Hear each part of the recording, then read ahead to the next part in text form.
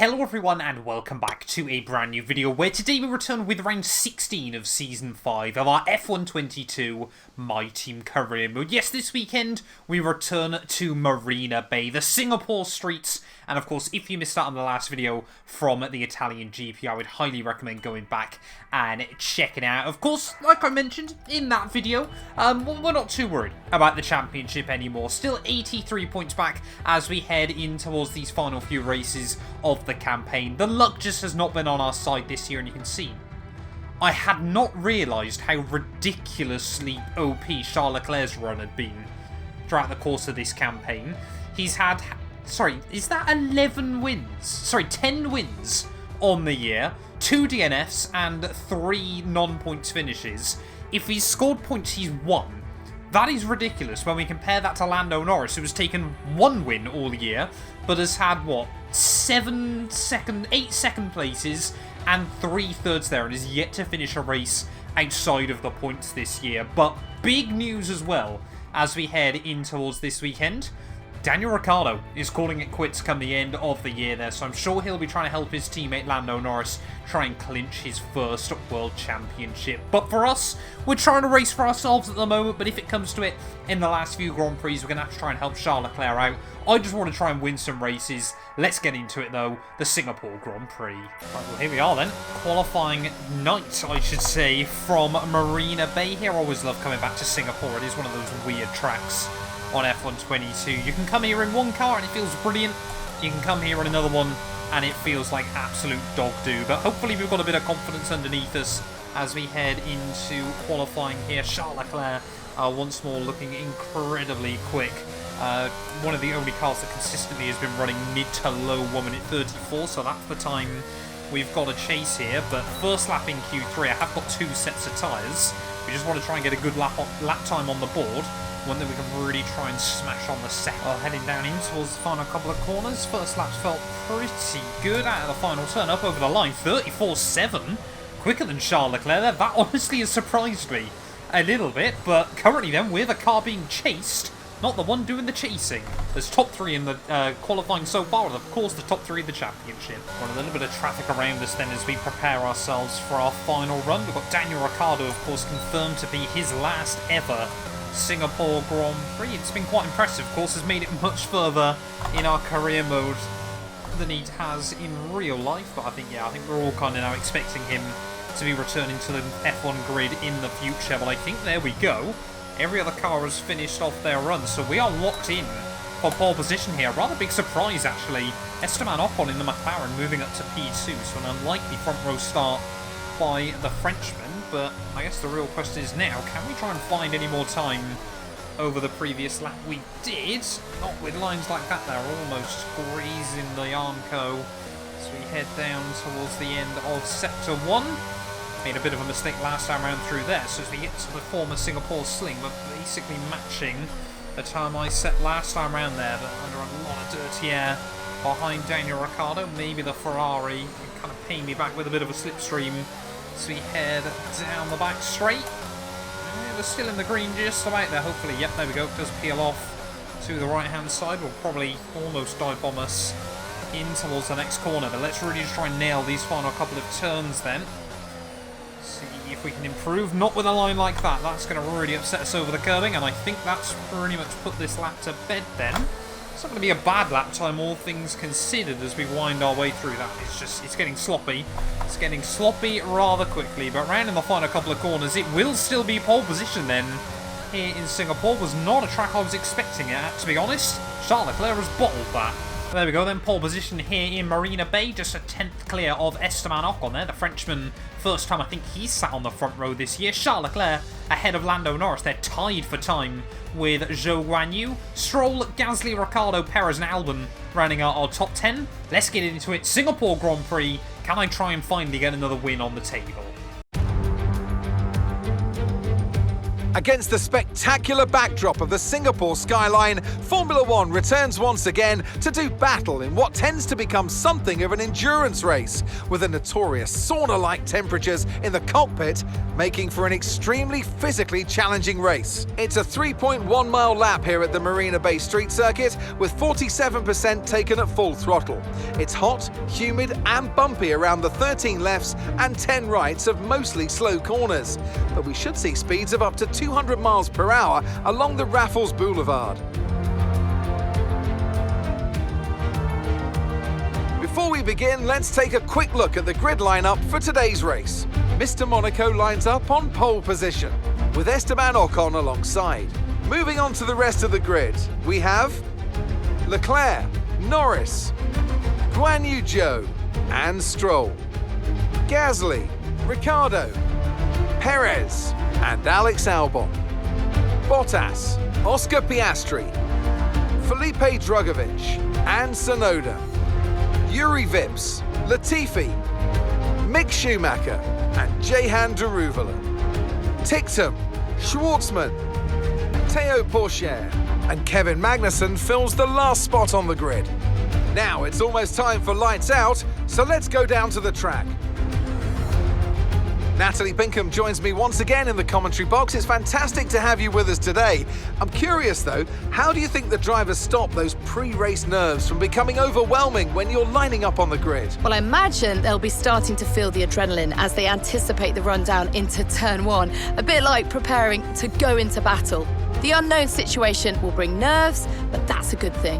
It'll keep them focused on the moment and on their surroundings as we build towards the start of the Grand Prix.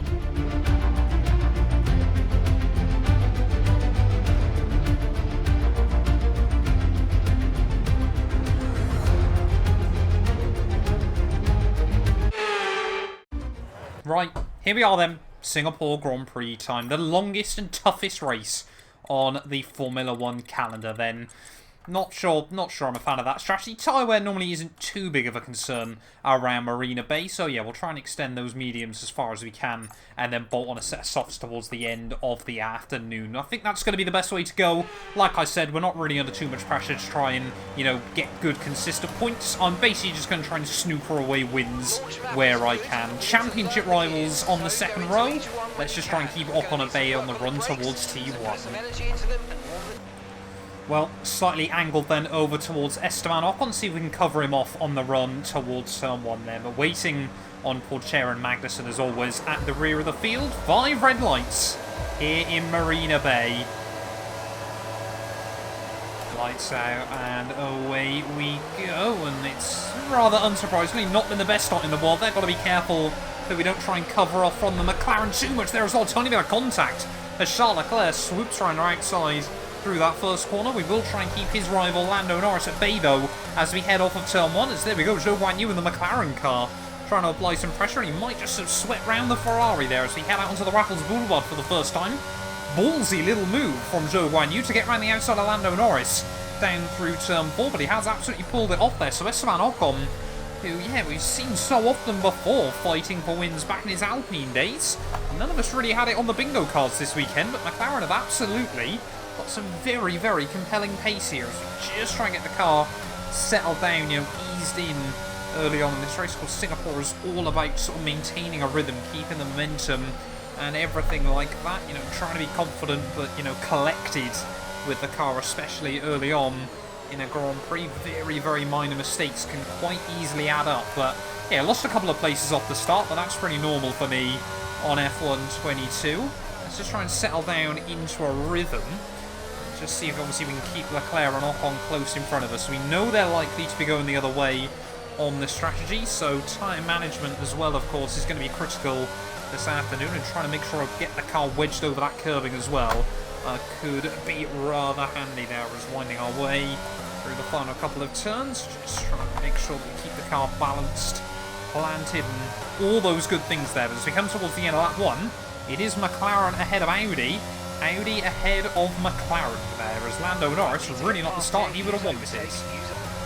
Already as we come towards the end of lap 2, Charles Leclerc struggling to keep up with Esteban Ocon here. That McLaren really has got some pace early on in this race, but so have I.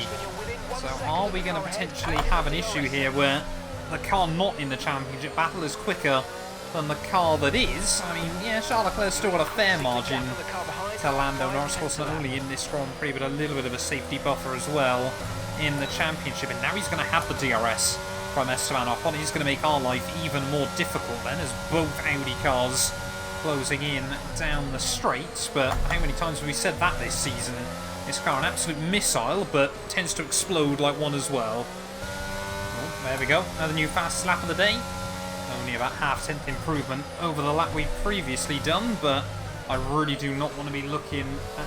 I mean, it's a beautiful car, this Audi, but I really don't want to spend all afternoon looking at my teammate's gearbox then, as he's definitely getting a bit closer to Esteban Ocon, but definitely building up more and more confidence as we pull away from Zhou Guanyu and Lando Norris behind. But yeah, it feels like a case of when rather than if Ocon is going to lose this lead, but will I be ahead of Charlie Boy at that point, or will it be the Monegasque driver attacking the Frenchman? The other thing, of course, you've got to be very, very careful around Singapore is the tyre wear and the tyres overheating. It's a bit like Monaco. Of course, nowadays you sit in the dirty air with the car in front of you for too long. It starts getting a little bit slippery. And of course, you know, the barriers are so close that mistakes very, very quickly can be made. But, yeah, I don't really know what to do at the moment, whether it's worth still trying to sit on Leclerc's gearbox, or whether it's worth giving him a bit of space, spending a few laps cooling the tyres down. And I guess the big thing is the tyre wear, isn't it? Only 15%, so we're certainly not struggling in that regard just yet. I have even carried a completely fresh set of tyres into the Grand Prix as well there. We have 3 sets ready for Q3, and I made sure to use the qualifying exclusive set as well. Of course, that bonus one that you get for that single run. So yeah, tyre wear wise, we're going to look pretty good, but you know, as has been a common theme this year, there's been 2 quite common occurrences: engines blowing up and me spinning out. We did make it through last weekend without either of those things happening, but I'm really hoping that is the same story here. Well, I'll be honest, normally we don't associate 3-car battles for the lead with boring in Formula 1, but that's the way things are shaping up at the moment. Leclerc just can't do anything to get around Esteban Ocon. He'll drop to like 8 tenths back through this final sector. I'll then get all over his gearbox. Yeah, they'll get the DRS on the Frenchman and close back up, and it's basically just rinse and repeat every single lap at the moment. That is a rather large mistake though from Charles Leclerc. So we head through the final corner, as I almost pushed him through the final turn. Are we this time around going to be close enough as we head back down towards turn 1? He's definitely still overstepping the limit for a couple of these corners there. Again, another big slide. Perhaps he's just overheated those rear tyres slightly, as now we're going to try and get a run down in towards turn 4 there. Big dive to the inside as Charles Leclerc will finally go then on lap 10 of this GP. We're finally making some progress once more. Tyres are only at 24% wear. You could quite sensibly do the entire race here on one set of mediums, so I don't know why the AI are going to go over to those parts. I'm not sure what's going on there with the steering. But now we are behind Esteban Ocon in this GP, and I can't help but feel like DRS, and in a slower McLaren car, he might be a bit easier to navigate. Valtteri Bottas out of the Grand Prix in his Red Bull. Exactly, I'm sure what they would have wanted this weekend. Bottas, our first casualty here. That looks like a standard engine failure. Are we now going to be close enough to Esteban Ocon? No, it's only 1 lap on from when I made that move on Charles Leclerc. And you can see the Frenchman now trying to push to open up the advantage, but it's not worked through the first couple of corners. We're not going to be close enough to have a look down the inside here. Surely now, as you can see again, just trying to overstep the mark in that McLaren car. Will we get to the inside through the Raffles Boulevard? Yes, we will. Big old squeeze from Esteban Ocon. We're still going to be side by side though as we get towards the end of the chicane. The Frenchman fires it in there, but again we'll get the switch back. And somehow we've snuck through.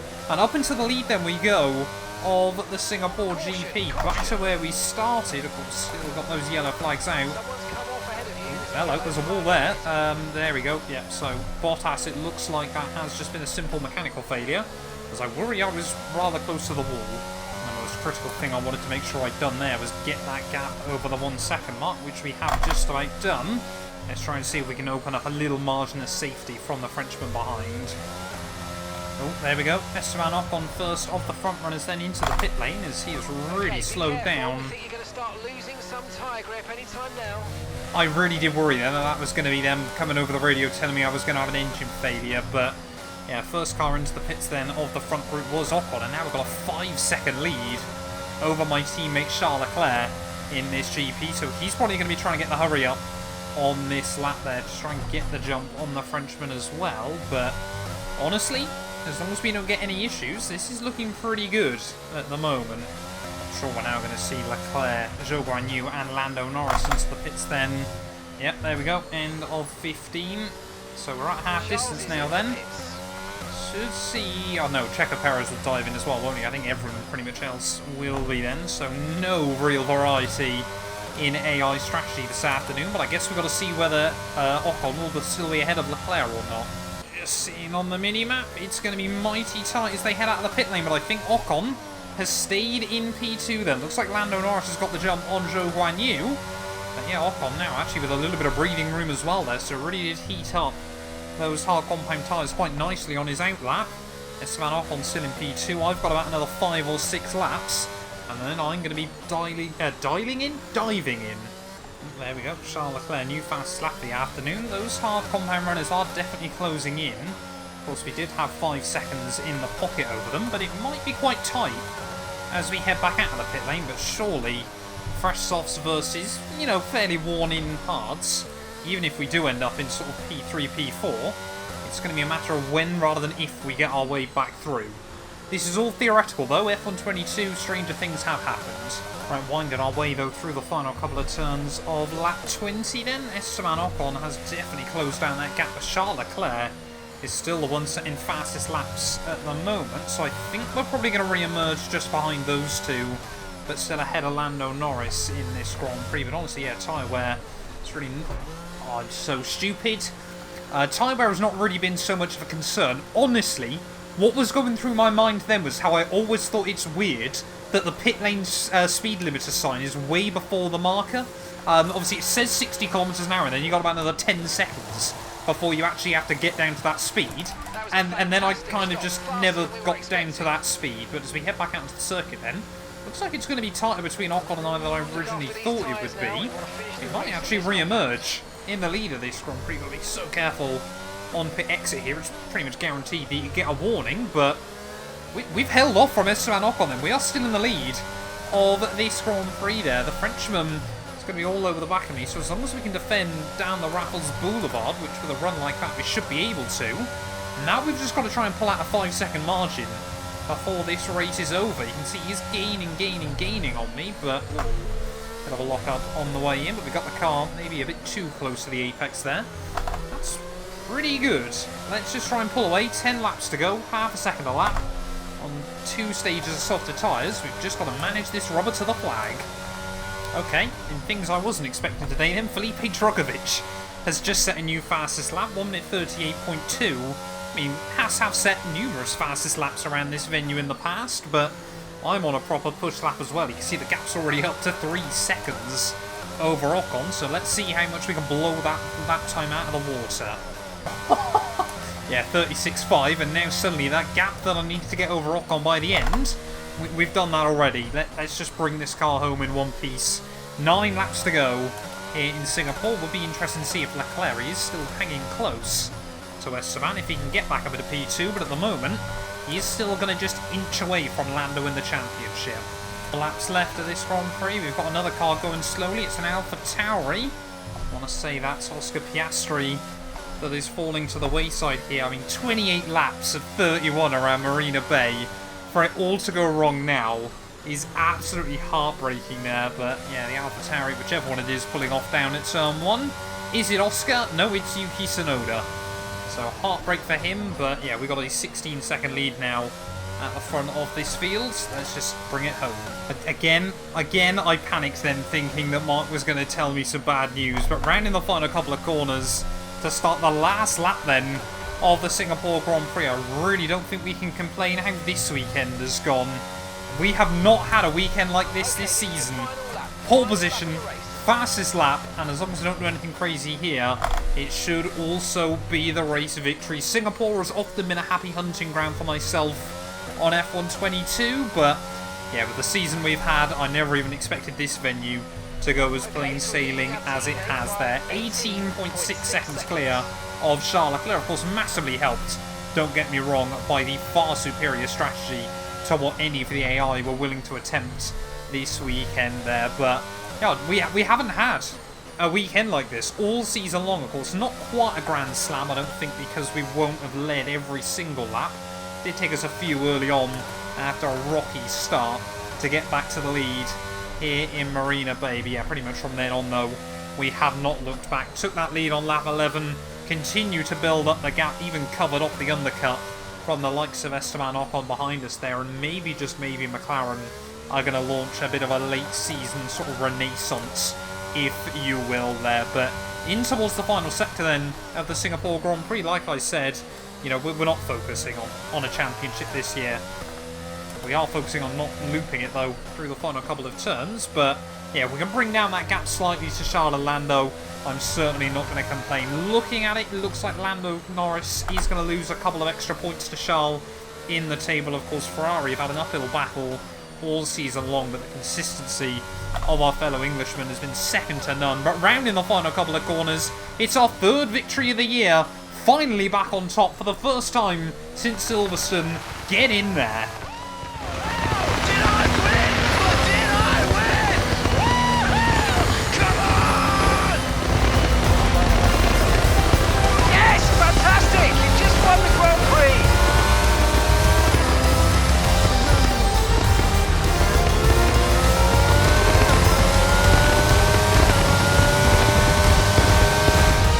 There's a few disappointed faces up and down the pit wall after that one, but not here. They've secured a phenomenal victory.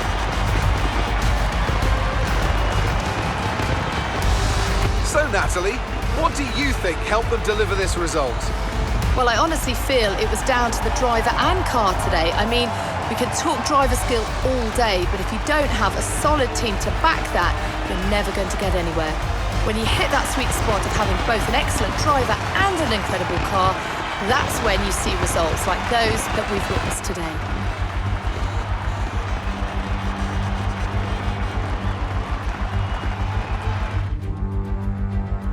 Welcome then to the podium, our top three drivers. What a great effort from them today in a very difficult race.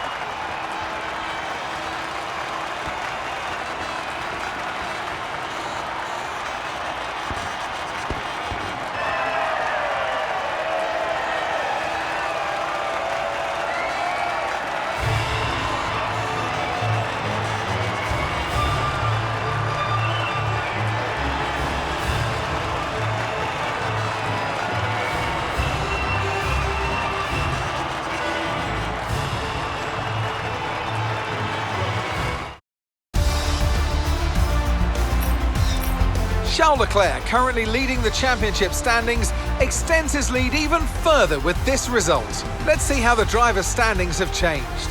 So then, Natalie Pinkham, who would you rank as your driver of the day? Mick Schumacher gets my vote today. It's time to see how things are shaping up in the Constructors' Championship. The current leaders continue to extend their lead at the top. There was also a strong showing from the Mercedes team today as they make their way up the standings. I'm equal parts exhausted and elated with this weekend of Formula One, so be sure to join us for the next one. Here we are then, the final results from the Singapore Grand Prix. Pole position, fastest lap, race victory. We will absolutely take it there. Esteban Ocon, a very, very good P2. I'm pretty certain that's his best result all season long there. And yep, Charles Leclerc able to keep Lando Norris at bay. Zhou Guanyu, Gasly, Stroll, Ricciardo, Perez and Albon will round out our top 10 there. And that means championship-wise, 72 back. I don't want to allow myself to start believing late on in the season. But Ocon now best of the rest. They're ahead of Valtteri Bottas, of course, after the Flying Finn's failure this weekend. 11 points now. Lando Norris behind Charles Leclerc at the top of the table. Stroll rejumps Mick Schumacher in the Battle of the Alpines. Albon jumps Yuki Tsunoda there, and Felipe Drugovich with that good result. And constructors-wise, though, we continue to extend the gap over Ferrari. McLaren now ahead of Red Bull by 14 points, and Mercedes rejump AlphaTauri once again in that long ensuing battle for P6 as well. But there we are. That's a wrap from the Singapore Grand Prix. Thank you all so much for watching this video. If you have enjoyed, please do make sure to leave a like. Get yourself subscribed as well. And we will be back very, very soon when Formula 1 heads out to Japan. It's going to be Suzuka. It's always a crazy race on F1 22. You guys do not want to miss it. None of these videos would be possible without the help of our channel members, so a massive thank you to all of the names you see on your screens currently for helping support the channel. You can join them by clicking the join button down below, and yeah, thank you once again to everyone that continues all the insane support on my work.